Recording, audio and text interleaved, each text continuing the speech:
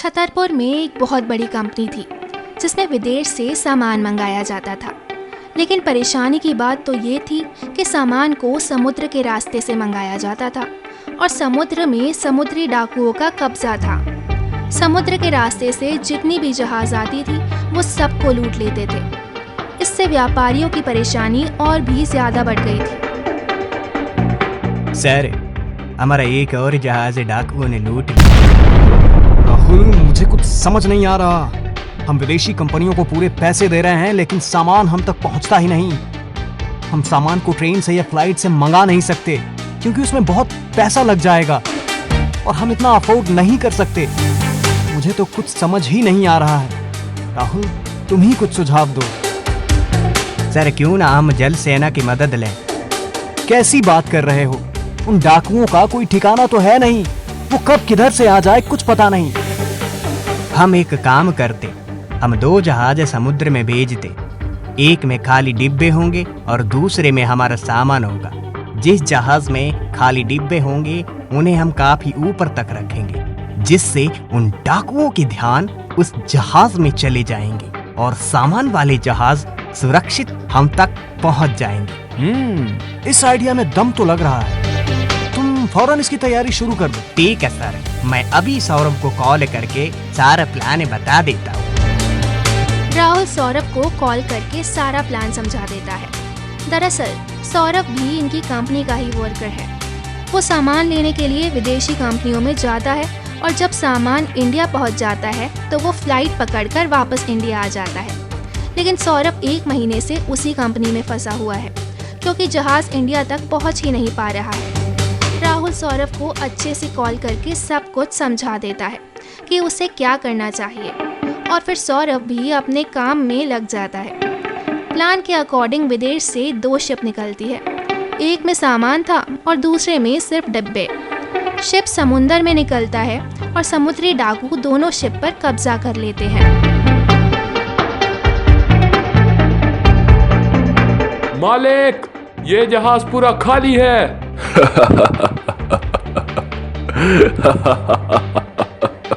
लेकिन इस जहाज में है। इन लोगों ने हमें गुमराह करने के लिए 2 जहाज भेजे थे। डाकू सारा सामान लूट लेते हैं। इधर प्रवीण जहाज के आने का इंतजार करता है, लेकिन कई दिन बीत जाते हैं और जहाज उन तक नहीं पहुंच पाता। प्रवीण को शक हो गया कि उसका जहाज फिर से डाकू ने लूट लिया है। प्रवीण का बिजनेस बहुत ही घाटे में जाने लगा, लेकिन अब कर भी क्या सकते हैं वो। डाकू इतने शातिर हैं कि कोई भी उन्हें नहीं पकड़ सकता। फिर प्रवीण जल सेना से मदद लेने की सोचता है। जय हिंद सर, मुझे आप लोगों की मदद चाहिए। हम आपकी क्या मदद कर सकते हैं? आपको अगर कुछ मदद चाहिए तो आप इंडियन आर्मी या फिर पुलिस के पास जाइए।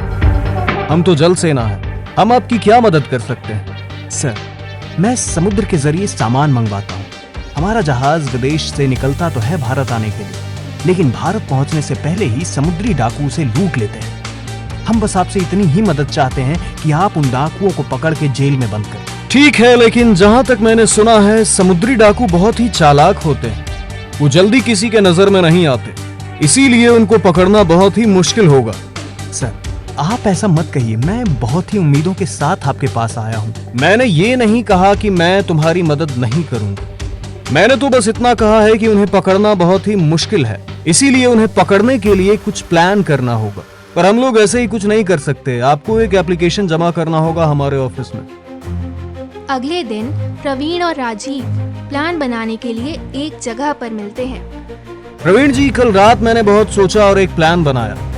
उम्मीद करता हूँ कि इस प्लान से हम एक बार में ही डाकुओं को पकड़ लें। मेरा प्लान ये है कि समुद्र में 3 जहाज भेजा जाएगा और उसके ठीक नीचे एक सबमरीन उसको फॉलो करेगा, जिसमें हमारे सेना के जवान भरे हुए होंगे। सर, सबमरीन के ऊपर आते आते अगर डाकुओं ने सारा सामान लूट लिया तो फिर क्या होगा?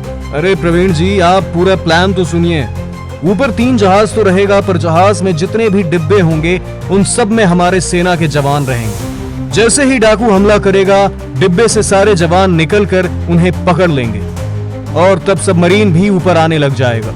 उनके भागने का सारा रास्ता बंद हो जाएगा। बस प्रवीण और जल सेना के कैप्टन अपने प्लान के मुताबिक सब कुछ इंतजाम करते हैं और समुंदर में निकल पड़ते हैं और वो लोग अपने प्लान में कामयाब भी हो जाते हैं। सब डाकुओं को गिरफ्तार किया जाता है। सर, आप इनसे पूछिए ना कि इन्होंने मेरा सामान कहाँ रखा है। इनके पास मेरा कुल 70 लाख का सामान है। तुमने अभी तक जितने भी जहाज लूटे हैं उन सभी का सामान कहाँ रखा है?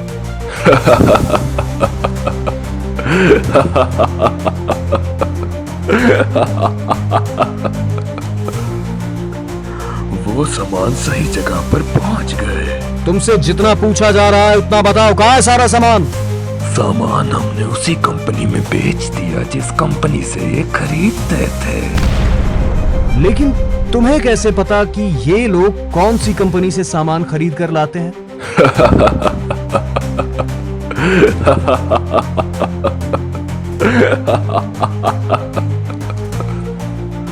बगल में चोरा और शहर में ढिंढोरा, कहावत तो सुनी होगी।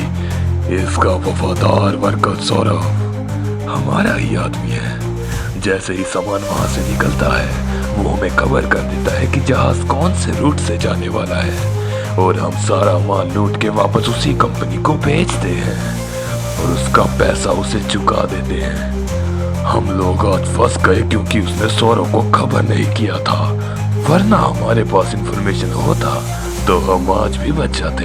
सौरभ की सच्चाई जैसे ही प्रवीण को पता चलती है उसके पैरों तले जमीन खिसक जाती है, क्योंकि उसने सौरभ पर बहुत विश्वास किया था और वही गद्दार निकला। उसने सौरभ को कॉल किया। हेलो सौरभ, हम अभी कुछ दिनों के लिए सामान नहीं मंगवाएंगे, तुम वापस आ जाओ।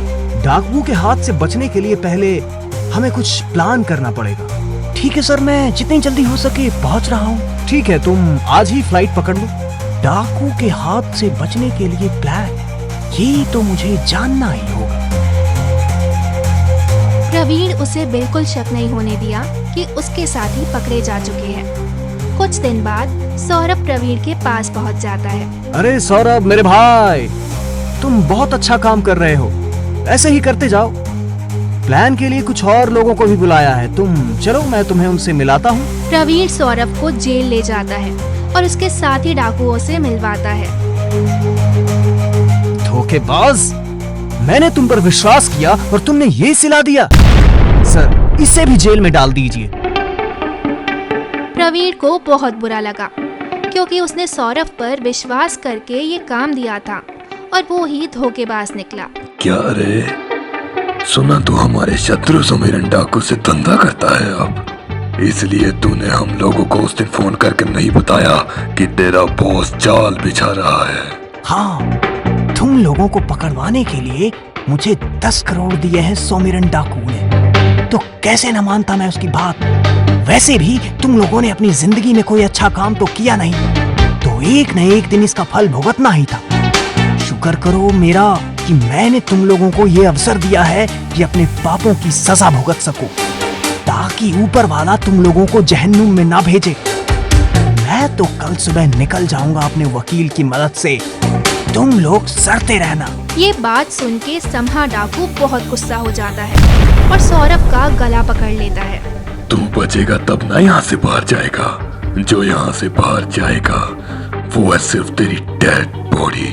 ये बोलते ही सम्हा डाकू छिपाया हुआ एक चाकू निकालता है और उसके पेट में घुसा देता है।